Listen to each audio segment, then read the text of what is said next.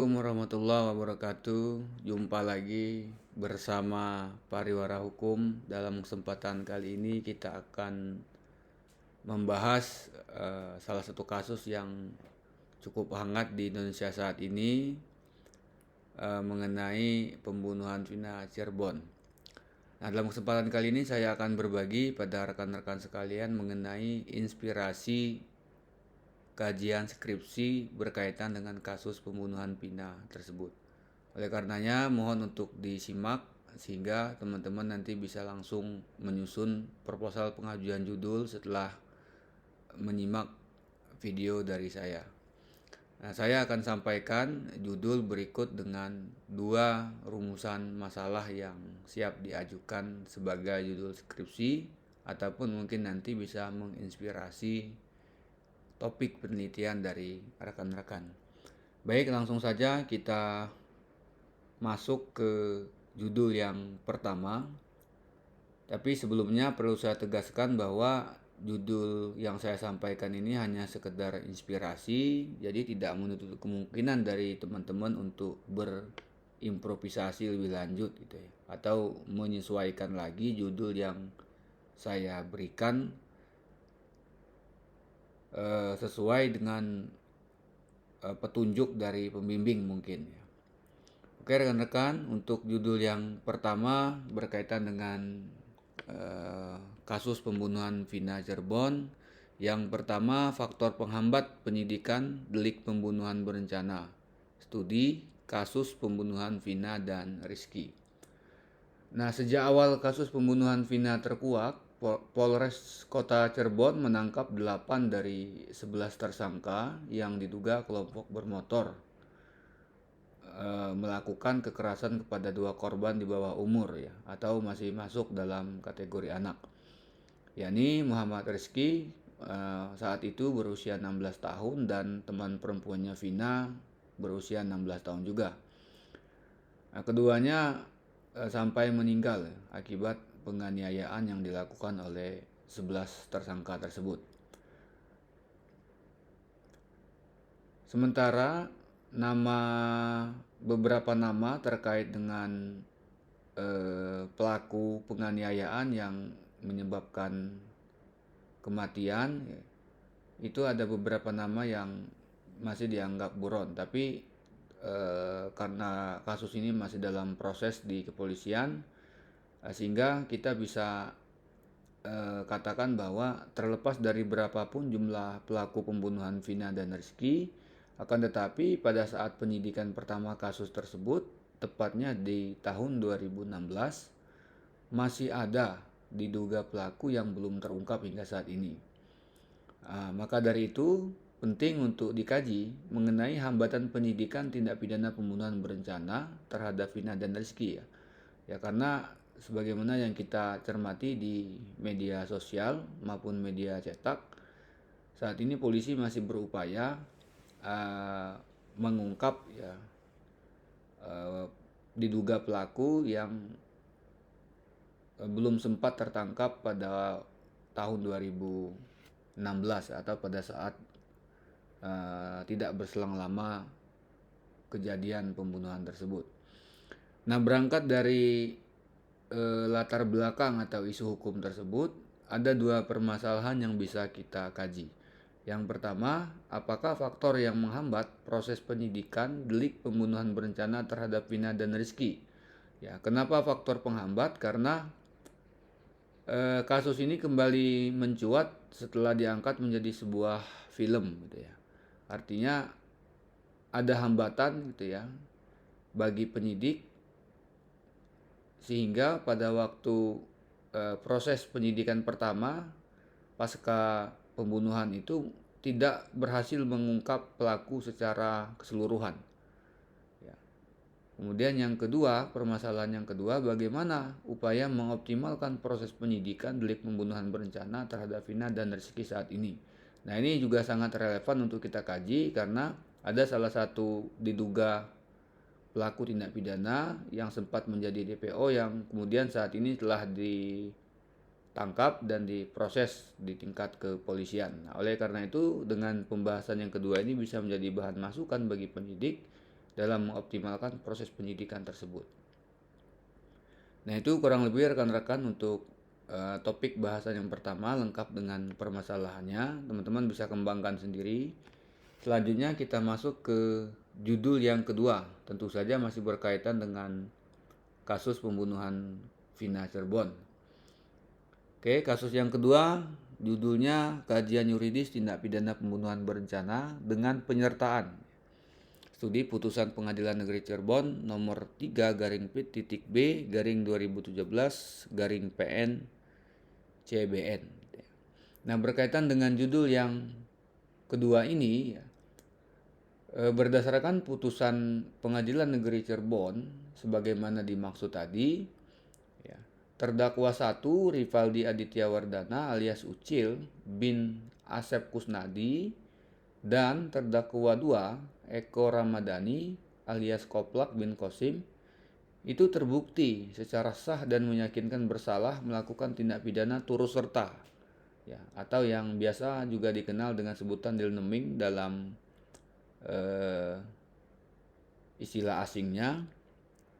Kemudian kedua terdakwa tadi yang secara bersama-sama ataupun turut serta melakukan pembunuhan berencana dan turut serta melakukan kekerasan memaksa anak melakukan persetubuhan dengannya. Nah, ini jadi putusan Pengadilan Negeri Cirebon yang dikaji di dalam judul yang kedua ini adalah salah satu putusan terhadap kedua orang terdakwa, pelaku pembunuhan dan persetubuhan terhadap Vina yang masih berusia atau masih dalam kategori anak saat itu. Nah, putusan ini kemudian dikuatkan oleh putusan Pengadilan Tinggi Jawa Barat nomor 192/PIT/2017/PT titik Bandung, ya. Artinya Pengadilan Tinggi menguatkan putusan Pengadilan Negeri Cirebon sehingga permohonan banding dari para terpidana itu ditolak. Nah, dalam praktik penerapan hukum pidana, penyertaan pembunuhan itu masih kurang dipahami oleh praktisi hukum ataupun penegak hukum. Ditambah lagi dengan banyaknya perbedaan pendapat di antara para pakar hukum pidana khususnya mengenai penyertaan itu sendiri. Nah, ini menggambarkan bahwa penyertaan itu menjadi hal yang rumit dan membutuhkan pemahaman yang mendalam. Kenapa? Karena untuk pidana dalam penyertaan itu tentu saja tidak sama antar pelaku, ya, tergantung dengan kualifikasi perbuatan masing-masing dan perannya masing-masing. Oleh karena itu, berdasarkan isu hukum dimaksud, penting untuk melakukan kajian yuridis tindak pidana pembunuhan berencana dengan penyertaan sebagaimana putusan Pengadilan Negeri Cirebon dimaksud. Permasalahannya adalah yang pertama, bagaimanakah penerapan hukum terhadap tindak pidana pembunuhan berencana dengan penyertaan dalam Pengadilan Negeri Cirebon? Ya. Yang kedua, bagaimanakah pertimbangan hakim dalam memutus tindak pidana pembunuhan berencana dengan penyertaan dalam Pengadilan Negeri Cirebon dimaksud? Nah, di bagian masalah yang kedua ini, teman-teman bisa membahas pertimbangan hukum hakim, ya, dalam memutus pidana terhadap kedua orang terdakwa. Nanti silakan dicari di internet putusannya, dibaca secara utuh agar nanti tidak salah dalam memahami kasus tersebut. Nah, itu mungkin kurang lebih untuk permasalahan yang kedua. Teman-teman juga bisa berimprovisasi, tidak mesti sama persis dengan judul dan masalah yang saya berikan. Kemudian kita langsung masuk ke judul yang ketiga. Ya, judul yang ketiga ini berkenaan dengan pertanggungjawaban pidana anak sebagai pelaku dalam tindak pidana pembunuhan berencana. Ya, studi putusan Pengadilan Negeri Cirebon nomor 16/P.Sus/Anak/2016/PN Nah, putusan Pengadilan Negeri Cirebon ini berkaitan dengan salah satu pelaku pembunuhan terhadap Vina dan Rizky ya atas nama Saka Tatal bin Bagja yang pada saat itu masih masuk dalam kategori anak ya. Nah, si anak Saka ini terbukti secara sah dan meyakinkan melakukan tindak pidana yakni bersama-sama melakukan pembunuhan berencana. Nah, itu sudah ada di dalam amar putusan Pengadilan Negeri Cirebon yang dikaji dalam judul yang ketiga ini, sehingga Saka Tatal ini dipidana dengan pidana penjara selama 8 tahun dan ditempatkan di Lembaga Pembinaan Khusus Anak Bandung. Nah, terhadap anak yang melakukan tindak pidana tentu akan dilakukan proses hukum. Akan tetapi merujuk pada Undang-Undang Nomor 11 tahun 2012 tentang Sistem Peradilan Pidana Anak, tindakan hukum terhadap anak itu tidak sama dengan tindakan terhadap orang dewasa. Nah, pada anak itu lebih dikedepankan aspek perlindungan hak-hak anak dalam tiap tingkat pemeriksaannya, artinya mulai dari tahap penyidikan hingga tahap pelaksanaan putusan pengadilan atau tahap pembinaan di Lembaga Pembinaan Khusus Anak. Nah, hal ini didasarkan karena dalam diri seorang anak itu melekat harkat, martabat, dan hak-haknya sebagai manusia yang belum sempurna. Ya, anak sebagai salah satu sumber daya manusia sekaligus generasi penerus bangsa, ya, tentu layak mendapatkan perhatian khusus, termasuk dalam hal berperkara dengan hukum. Nah, maka dari itu ada urgensi ya, ataupun daya tarik tersendiri untuk membahas mengenai pertanggungjawaban pidana anak, dalam hal ini adalah anak Saka ya, sebagai pelaku tindak pidana pembunuhan berencana. Ya, yang menjadi objek kajiannya yaitu putusan Pengadilan Negeri Cirebon nomor 16 tahun 2016.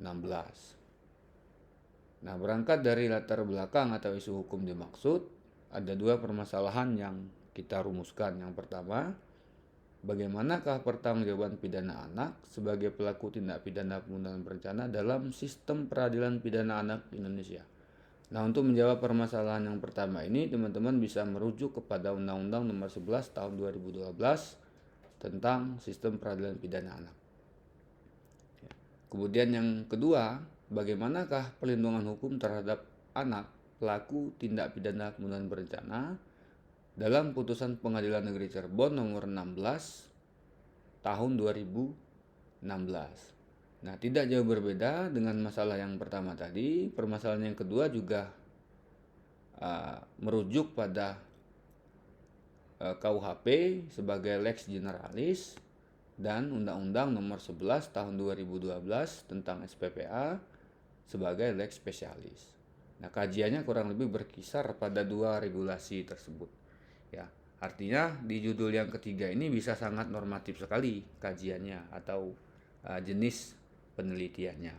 Nanti teman-teman bisa mengkaji norma-norma hukum yang berkaitan dengan perlindungan hukum terhadap anak pelaku tindak pidana, kemudian dikaitkan dengan putusan Pengadilan Negeri Cirebon nomor 16 tahun 2016 terhadap atau mengenai kasus pembunuhan Vina yang dilakukan oleh anak Saka Tatal gitu ya, bin Bagja ini. Nah, demikian mungkin teman-teman beberapa inspirasi kajian skripsi ataupun penelitian lain ya selain skripsi berkaitan dengan kasus pembunuhan Vina dan Rizky di Cirebon.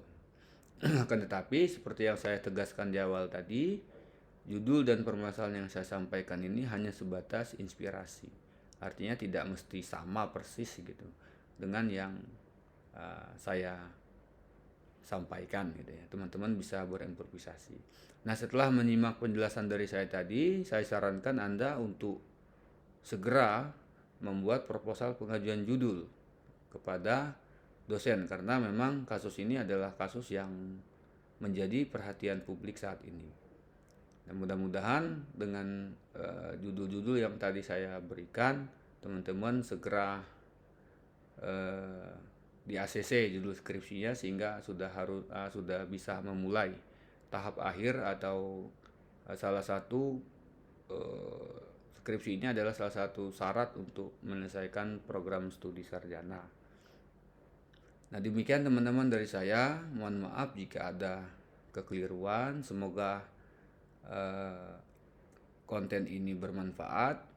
Namun untuk memberikan saya semangat yang lebih, mohon kiranya agar teman-teman bisa mensupport channel saya. Caranya mudah sekali dengan cara subscribe, like, komen, dan share. Kemudian jika teman-teman ada pertanyaan ataupun ada saran mengenai konten-konten berikutnya yang menarik dibahas, silakan tuliskan di kolom komentar. Oke, demikianlah untuk konten saya kali ini. Mudah-mudahan bermanfaat bagi teman-teman semua. Saya akhiri. Wassalamualaikum warahmatullahi wabarakatuh.